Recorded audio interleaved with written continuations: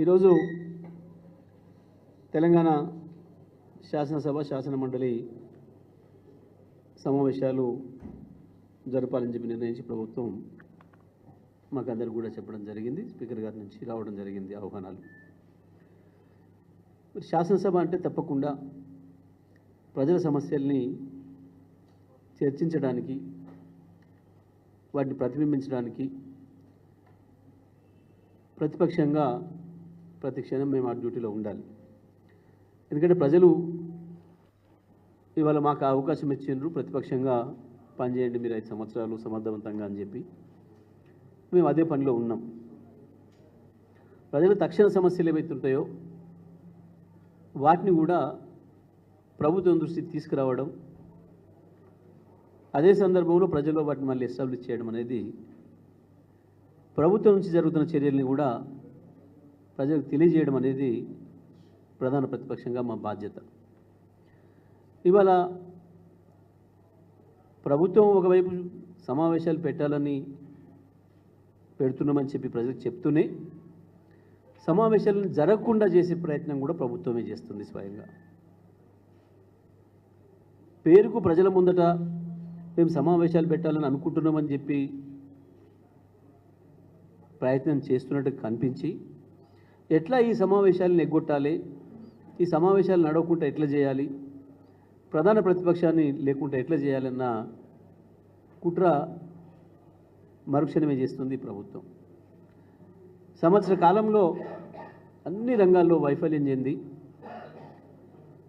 ఇచ్చిన హామీలు ఒక్కటి కూడా ముట్టుకోకుండా, వాటి జోలికి వెళ్లకుండా, వాళ్ళ స్వార్థం కొరకు, వాళ్ళ సంపాదన కొరకు ప్రజలకు కొత్త సమస్యల్ని తీసుకొచ్చి పెట్టి ఆ సమస్యలు పరిష్కారం కాకుండా, ఆ సమస్యల్ని ప్రతిబింబించకుండా, సభలో చర్చకు రానియకుండా చేయడం కొరకు ప్రభుత్వం ప్రయత్నం చేస్తుందనేది ఇవాళ సంఘటనతో తేలిపోయింది.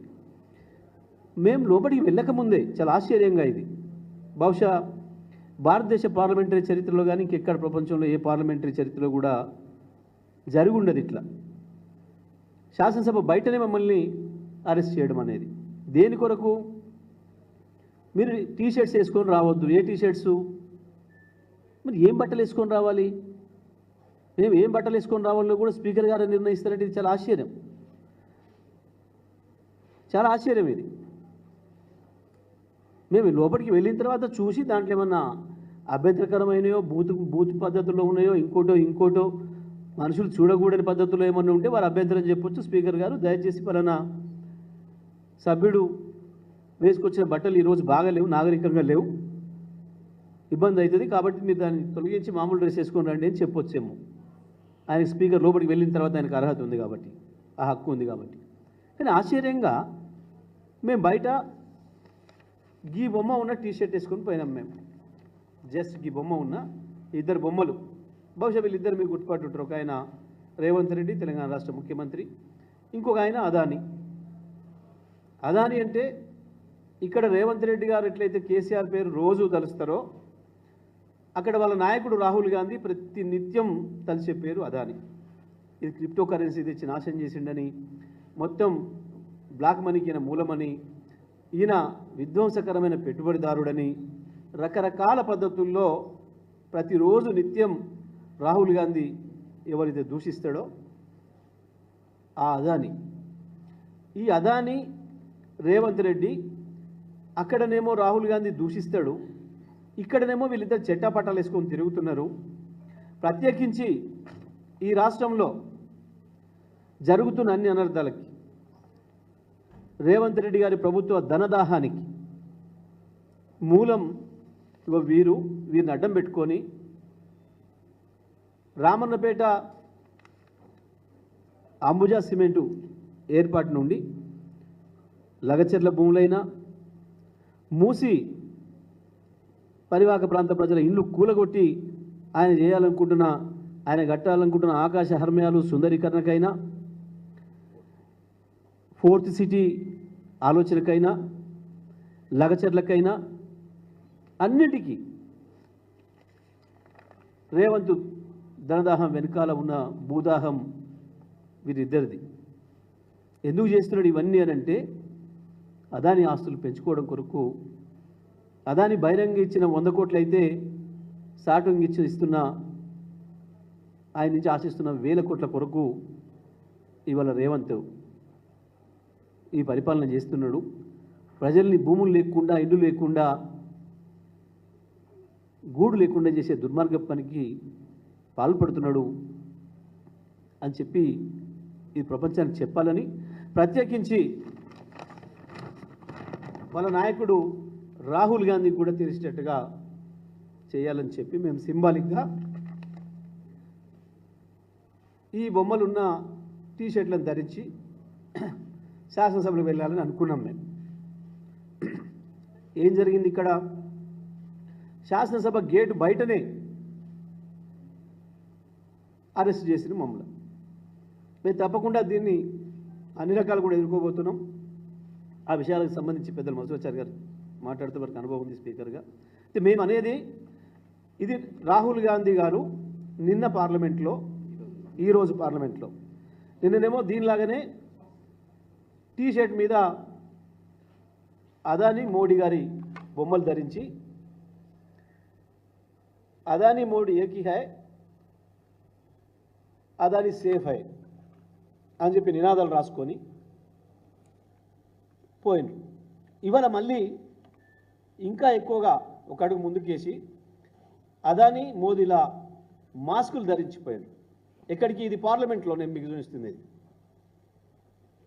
ఈ పిక్చరు ఇది పార్లమెంట్లో నిన్న జరిగింది, ఇవాళ జరుగుతుంది.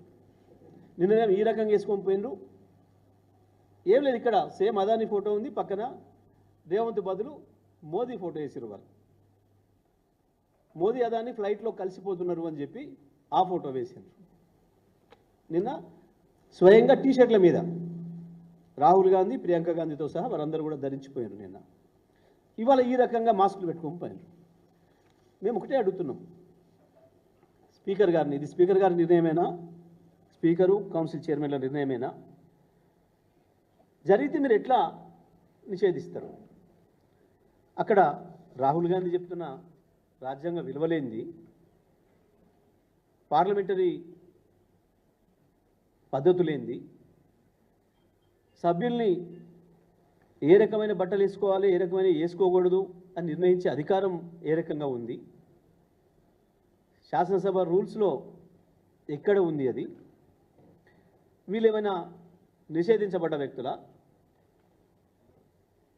ఒక రాష్ట్రం నుంచి కానీ, ఒక దేశం నుంచి కానీ, ప్రపంచం నుంచి కానీ నిషేధించబడ్డ వ్యక్తుల? వీళ్ళేమైనా మోస్ట్ వాంటెడ్ క్రిమినల్సా? ఎందుకొరకు?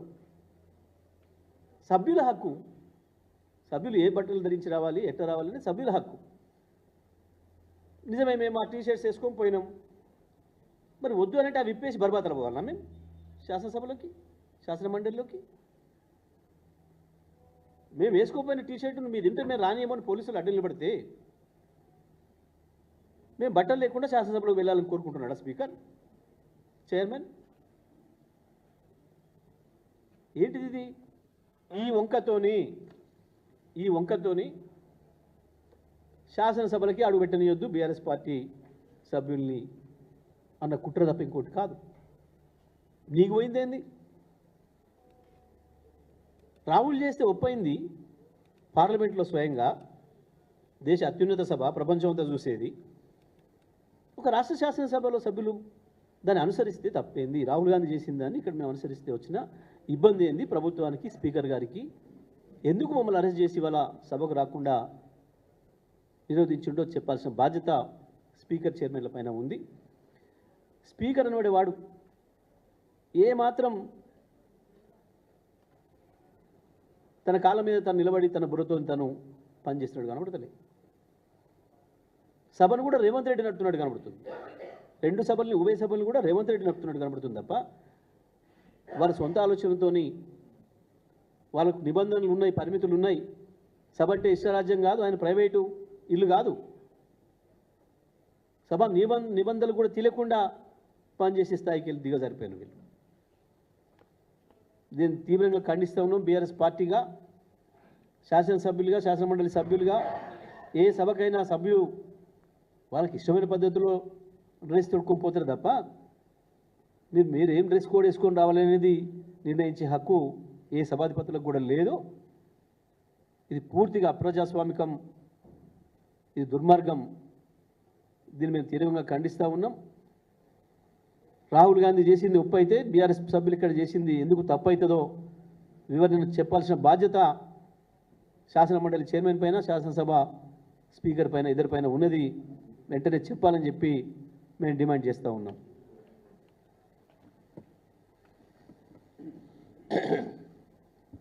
మిత్రులందరికీ నమస్కారం. రేవంత్ రెడ్డి ముఖ్యమంత్రి అయిన తర్వాత అనేక హననాలు ఆయన పరిపాలన నిర్వాహకం వల్ల చివరికి ఈరోజు ప్రజాస్వామ్య హననం. నేను ఈ మాట ఎందుకంటున్నానంటే ప్రజాస్వామ్యంలో అధికార పార్టీ కంటే బాధ్యతాయుతంగా ప్రజల పక్షాన పోరాటం చేసేది, ప్రశ్నించేది ప్రతిపక్షం. అటువంటి ప్రతిపక్షాన్ని చట్టసభలోకి రాకుండా చేసేటువంటి దుర్మార్గం ఏదైతే ఉన్నదో ఇది మొత్తం ప్రజాస్వామ్యం మీద జరిగినటువంటి దాడి అనేటువంటి విషయాన్ని గుర్తు చేస్తూ ఉన్నాం.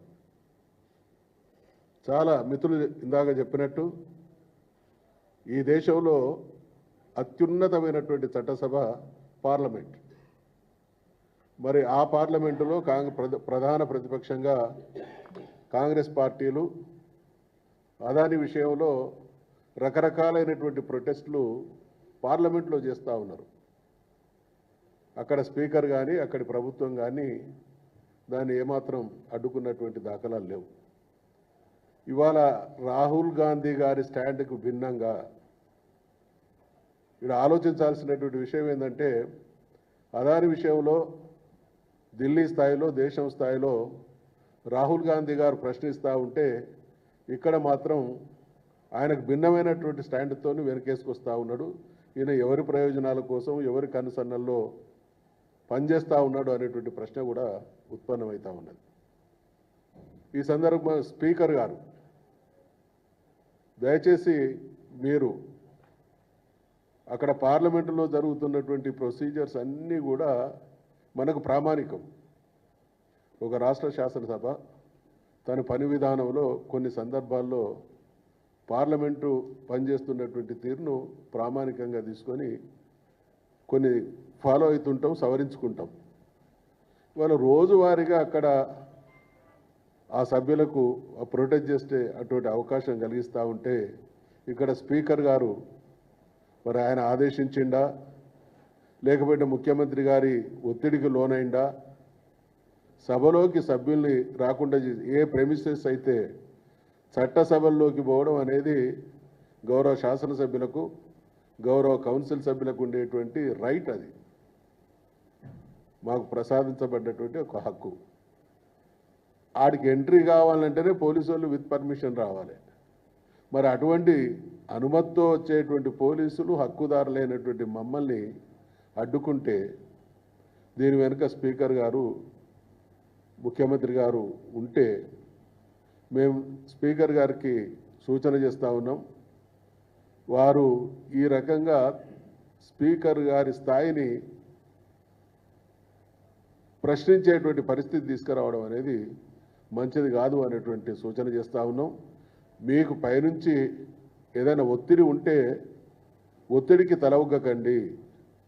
చట్టసభల హుందాతనాన్ని, గౌరవాన్ని కాపాడండి. ఈరోజు మా పైన జరిగినటువంటి ఈ దుర్మార్గం, మమ్మల్ని ఎంటర్ కాకుండా చేసిన, నిరోధించినటువంటి విధానాన్ని మేము తీవ్రంగా ఖండిస్తూ ఉన్నాం. ఇందాక నేను చెప్పినట్టు ప్రజాస్వామ్యంలో చట్టసభల మీదనే, చట్టసభలకు సంబంధించినటువంటి గౌరవ ప్రజాప్రతినిధుల మీదనే ఈ దాడి జరుగుతున్నది అనంటే ఇది వాళ్ళ పరాకాష్ట.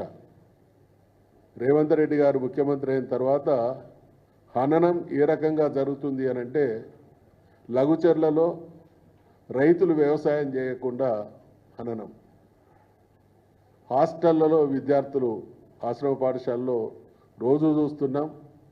భయంకరమైనటువంటి దుర్మార్గం. అంటే విద్యార్థుల జీవితాలను హననం చేసేటువంటి దుర్మార్గం.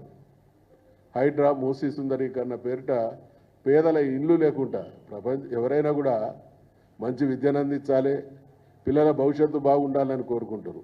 పేదలకు మంచి ఇల్లు కట్టించాలి, వాళ్ళకు ప్రభుత్వం వెన్నుదన్నుగా ఉన్నదనుకుంటారు. వ్యవసాయం దండిగా సాగాలి, రైతు బాగుపడాలని చూస్తారు.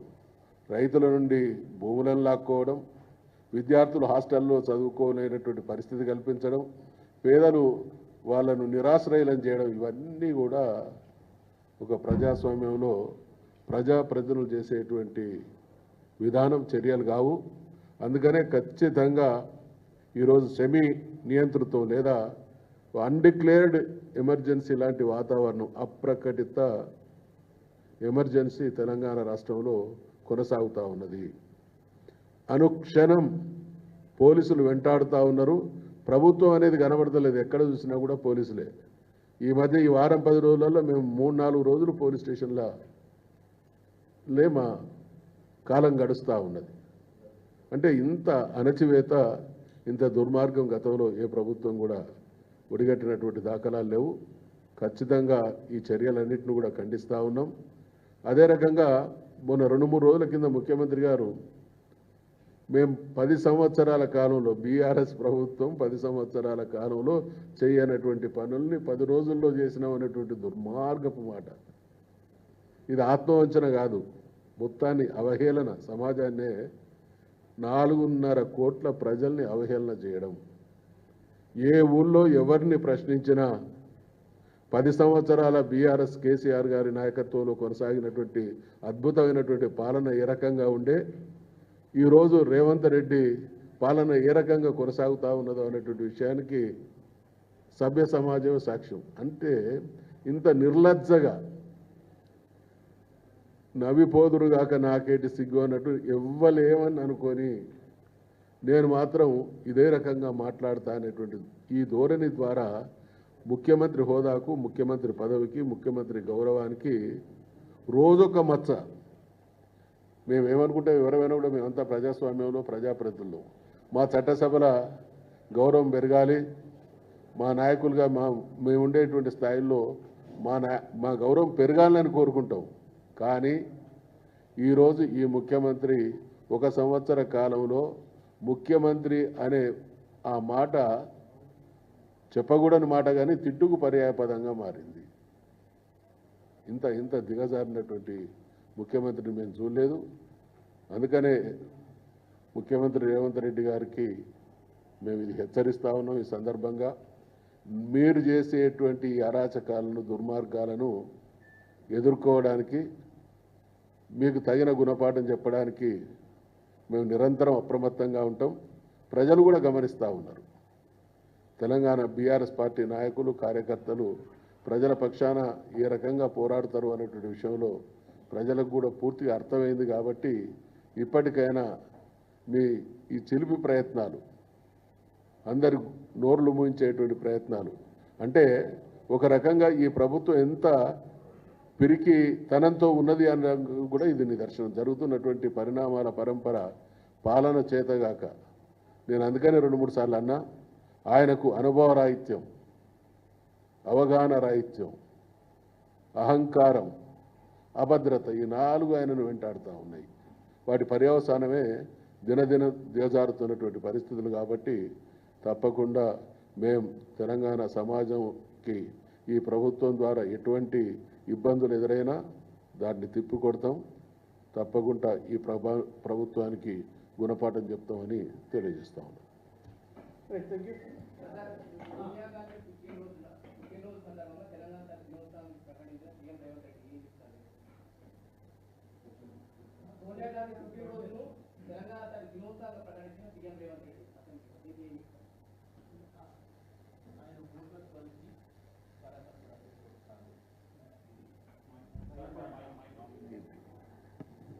తెలంగాణ ఆమె పుట్టినరోజు అనే సంగతి మనకి సంబంధం లేదు, సందర్భం కూడా కాదు. వాస్తవానికి తెలంగాణ రాష్ట్ర ఏర్పాటుకు ఈరోజు ప్రకటన వచ్చింది. ఇది కేవలం కేసీఆర్ గారి నిరాహార దీక్ష వల్ల తెలంగాణ సమాజం అంతా కేసీఆర్ వెంట నడిచి మొత్తం ఎక్కడికక్కడికి ప్యారలైజ్ చేసి, అప్పటికే వందలాది మంది యువతి యువకులు వాళ్ళ ఆత్మ బలిదానాలు చేసుకోవడం, వాటన్నిటి ఫలితంగా తెలంగాణ వచ్చింది. ఈ విషయం నేనే కాదు, ఇవాళ ఆయన వెంట ఉన్న వాళ్ళకు కూడా, ఆయన వెంట ఉన్న కోదండరాంతో సహా వీళ్ళందరూ అనేక ఉపన్యాసాల్లో చెప్పిన విషయం. ఇది ఒకసారి వాళ్ళని అడగండి. వాస్తవానికి ఇది తెలంగాణ ప్రకటన వచ్చిన రోజు కేసీఆర్ దీక్ష వల్లనే అనే సంగతి ప్రపంచానికి అంతా తెలుసు. ఎందుకంటే కేసీఆర్ గారు మేము ప్రకటిస్తున్నాం దీక్ష విరమించండి అని చెప్పి స్వయంగా పార్లమెంట్ నుండి ఆనాటి హోంమంత్రి చిదంబరం గారు సమాచారం పంపి, ఇక్కడ ఏ హాస్పిటల్లోనైతే ప్రభుత్వం కంట్రోల్లో ఉన్నారో కేసీఆర్ గారు దీక్షలో, ఆ ప్రభుత్వ డాక్టర్లే బులెటిన్లు విడుదల చేస్తూ, హెల్త్ బులెటిన్లు, ఇంకా కొద్ది సమయం అయితే కేసీఆర్ కోమాలకు వెళ్ళిపోయే ప్రమాదం ఉంది, ఒకసారి కోమాలకు పోతే తిరిగి రాడు అని చెప్పి వాళ్ళే ప్రకటించడమే కాకుండా ఢిల్లీకి ఎప్పటికప్పుడు సమాచారం పంపించిన సందర్భంలో వాళ్ళ పార్లమెంటు మొత్తం ఒక్కటై అన్ని పక్షాలు, భారతదేశంలో అప్పటికే కేసీఆర్ గారికి మద్దతు ఇచ్చిన 36 పార్టీలు, అన్ని పక్షాలు కూడా ఒక్కటై గొంతెత్తితే, అక్కడ ఒక సభ్యుడు, మన మధ్యన ఉండవలసిన సభ్యుడు చావు బ్రతుకుల మధ్యన ఉన్నాడు, ఆయన ఒక ప్రజా సమస్య కొరకు దీక్షలో కూర్చున్నాడు, మనం వారి గురించి ఆలోచించకపోవడం అనేది అన్యాయం అవుతుంది, ఈ సభకు అగౌరవం అవుతుంది, ఇది అమానవీయం అవుతుంది అని చెప్పి అనేక మంది సభ్యులు లేచి మాట్లాడిన సందర్భంలో అప్పుడు ఆనాడున్న ప్రభుత్వం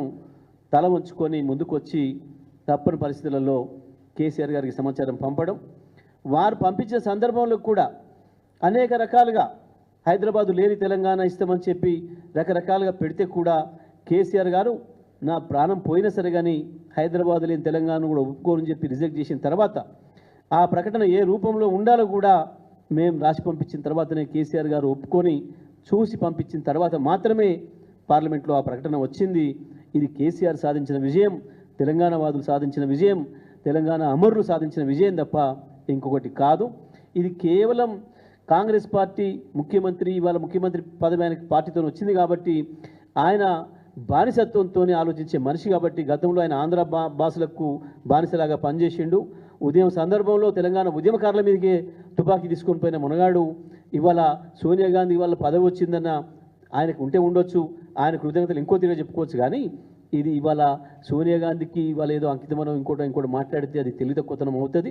తెలంగాణ వాదులు ఎవరు కూడా ఒప్పుకోరు. కేవలం ఇది కేసీఆర్ దీక్ష విజయం, కేసీఆర్ గారి ప్రాణాన్ని అడ్డం పెట్టి తెచ్చింది. ఇది తెలంగాణ అమరవీరుల విజయం, తెలంగాణ ఉద్యమకారుల విజయం తప్ప ఇంకొకటి కాదు. దీని కంటిన్యూషన్